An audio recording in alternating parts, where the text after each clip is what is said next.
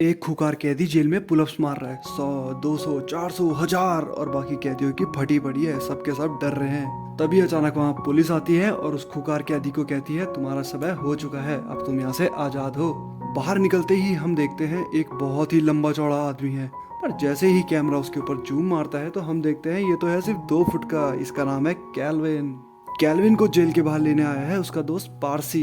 Parsi car का दरवाजा खोलता है और सीधे कैल्विन के मुंह पे दे मारता है। कैल्विन सीधे नीचे गिरता है, खड़ा होता है, कार में बैठता है और चल पड़ते हैं। कैल्विन पारसी को कहता है कुछ ना कुछ कमाने का जुगाड़ ढूंढना पड़ेगा। पारसी कैल्विन को बताता है कि उसके पास एक ऐसा काम है जिसको करने के बाद उसे 1000 करोड़ रुपए मिलेंगे। ये सुनते ही कैल्विन के मुंह और नीचे दोनों जगह पानी आ जाता है, तो कैल्विन भी मान जाता है। पारसी बताता है कि हमें एक हीरा चुराना होगा। इसके बाद हम देखते हैं रेस्टोरेंट में एक कपल को, जो है वेनेसा और डैरियल, और दोनों के बीच में बच्चे को लेकर झगड़ा हो रहा था। वेनेसा डैरियल को कहती है कि तुझसे तो कुछ होता नहीं, तू हमेशा 2020 खेलकर जल्दी जल्दी खत्म कर देता है, जिसकी वजह से उनका आज तक कोई बच्चा नहीं था। और ऐसे ही दोनों के बीच में झगड़ा चलता रहता है। इधर कैल्विन और पारसी दोनों एक बैंक के बाहर चले गए थे। पारसी गन निकालता है और अंदर जाने लगता है। छोटा कैल्विन उछलकर पारसी को एक पंच दे मारता है और कहता है अबे साले, अभी तो मैं जेल से छूटा, तू मुझे फिर अंदर डालना चाहता है। वो कहता है मेरे पास एक आइडिया है और तुझे वही करना पड़ेगा। अगले सीन में हम देखते हैं पारसी बैंक के अंदर जा चुका है। वो मैनेजर को अपनी बातों पे उलझाता है और उसके हाथ में एक बैग भी है। अरे ये क्या,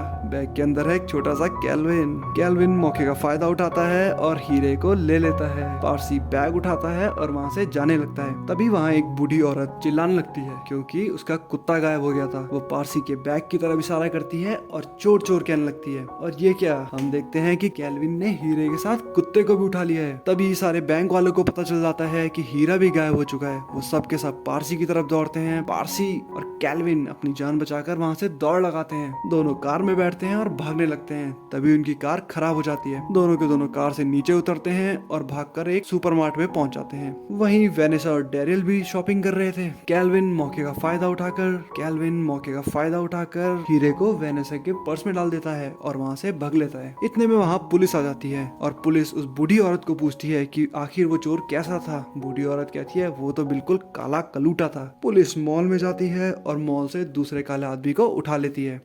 इस तरह पारसी और कैल्विन तो बच गए थे, पर हीरा गायब था। अगले दिन हम देखते हैं पारसी अपने हाथ में एक बास्केट लेकर वेनेसा और डैरियल के घर जा रहा है। दरअसल इस बास्केट में है कैल्विन, जो कि एक छोटा बच्चा बना हुआ है। पारसी डोरबेल बजाता है और वहाँ से भाग लेता है। डैरियल बाहर आता है और वो एक छोटे से प्यारे से बच्चे को देखकर काफी इमोशनल हो जाता है। वेनेसा और डैरियल छोटे से बच्चे को लेकर अंदर जाते हैं। वो दोनों उसकी डायपर चेंज कर रहे होते हैं और ये क्या, इनकी तो आंखें फटी की फटी रह गई, क्योंकि कैल्विन सिर्फ हाइट से छोटा था, औजार उसका उससे भी बड़ा था। इसके बाद वेनेसा चाइल्ड केयर को कॉल करने लगती है, पर उस दिन चाइल्ड केयर की छुट्टी थी। तो वेनेसा कहती है कि उसे अब पुलिस को कॉल करना पड़ेगा।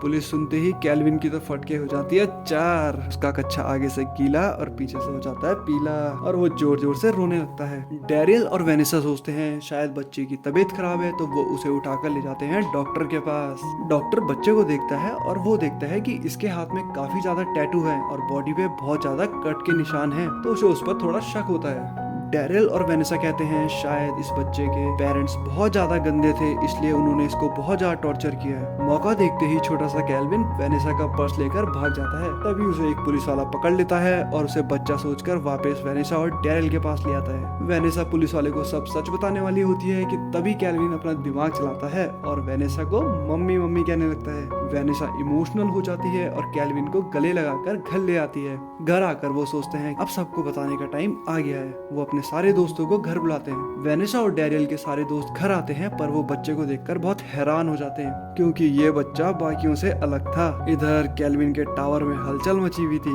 और वो वेनेसा की दोस्त को देखकर पागल हुआ जा रहा था। दरअसल वेनेसा के दोस्त के तरबूज बहुत ही बड़े थे और छोटा सा कैल्विन उछल उछल कर उनको पकड़ने की कोशिश कर रहा था। यहाँ कैल्विन तरबूज पकड़ने की कोशिश करता है पर कामयाब नहीं होता, क्योंकि तरबूज थे हाथी के तरबूज और कैल्विन का हाथ था छोटे से चूहे का हाथ। वेनेसा सोचती है कैल्विन को भूख लगी है, इसलिए वो अपनी दोस्त को कहती है कैल्विन को माँ का दूध पिलाने के लिए। छोटा कैल्विन भी खूब दूध के मजे लेता है। इसके बाद सब जाने लगते हैं और जाते टाइम सब कैल्विन को गुड बाय किस करते हैं। कैल्विन यहाँ मौके पे मारता है चौका और उस मैडम को दे देता है सीपीआर। वो उसकी जीप से अपनी जीप लड़ाता है और खूब देर तक सीपीआर देता है। इसके बाद सब वहाँ से चले जाते हैं और वेनिसा बच्चे को सुलाकर रूम में सोने चले जाती है। कैल्विन देखता है कि डैरियल और वेनिसा सो गए हैं, तो वो रात को चुपके से बाहर जाता है और लैंडलाइन से पारसी को कॉल करने लगता है। जब वो पारसी से बात कर रहा होता है तो इतने में पीछे से एक बुढ़ा आकर उस पर गन पॉइंट कर देता है। ये बुढ़ा और कोई नहीं, वेनिसा का बाप है। वो बुढ़ा कैल्विन को कहता है कि तू चोर है और मैं तुझे पुलिस के हवाले कर दूंगा। इतने में वहाँ डैरियल आता है। वो अपने ससुर को समझाता है और कैल्विन को अपने साथ अपने रूम में ले आता है।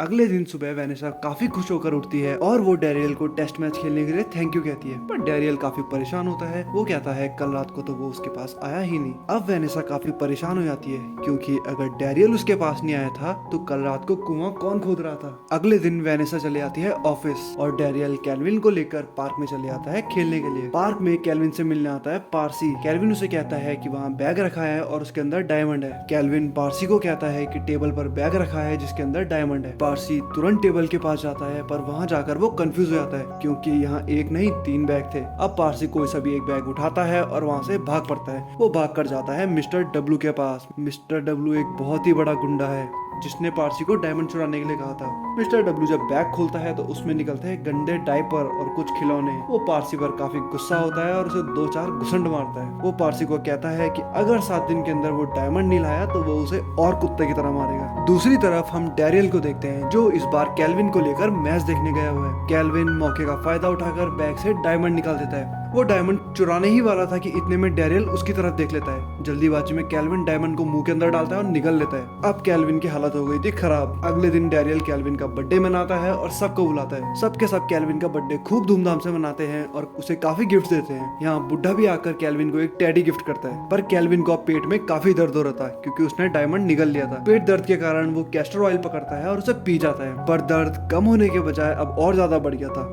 अब तो हो जाती है कैल्विन की हालत खराब। अगले दिन वेनिसा को कैल्विन के डायपर में एक डायमंड मिलता है। वो सोचती है ये उसे डैरियल ने गिफ्ट करा है, तो वो खुश होकर उसे डेट पर चलने को कहती है। दोनों के दोनों डेट पर जाते हैं और अब घर में बचता है बुढ़ा और कैल्विन। बुढ़ा कैल्विन को बहुत ही प्यार से गोदी में उठाता है और कुत्ते की तरह नीचे पटकता है। इसके बाद वो कैल्विन को कुत्ते की तरह फोड़ने लगता है। दरअसल बुढ़े ने टीवी में देख लिया था कि कैल्विन एक क्रिमिनल है। वो कैल्विन को कुत्ते की तरह धुन ही रहा होता है। इतने में डैरियल और वेनिसा वहां आ जाते हैं। वो बुढ़े को कैल्विन को पीटते हुए देखते हैं तो उसे पागल समझकर पागल खाने भेज देते हैं। डैरियल वहां बुढ़े का दिया हुआ टैडी देखता है जिसमें एक कैमरा लगा हुआ था।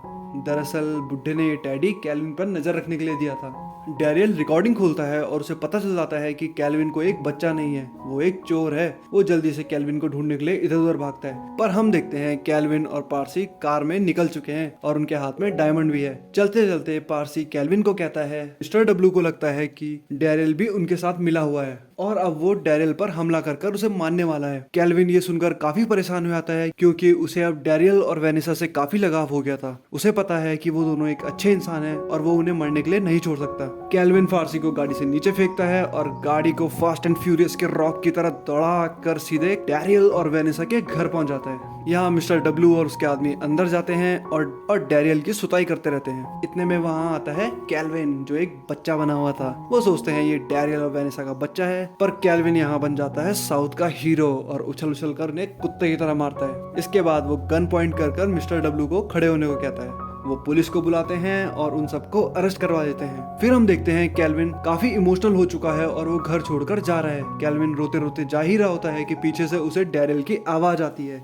जो उसे रुकने को कहता है। कैल्विन भागकर वापस आता है और डैरियल के गले मिलता है। मूवी के लास्ट में हम देखते हैं वेनिसा ने एक बच्चे को जन्म दे दिया है और ये क्या, ये बच्चा तो बिल्कुल भी डैरियल की तरह नहीं, ये बच्चा बिल्कुल कैल्विन की तरह दिखता है। तो भाई लोगों, मूवी पसंद आई तो वीडियो को लाइक करिए और चैनल को सब्सक्राइब कर दीजिए। और हाँ, अगर कुछ सजेशन देना हो तो कमेंट करिए। धन्यवाद, फिर मिलते हैं।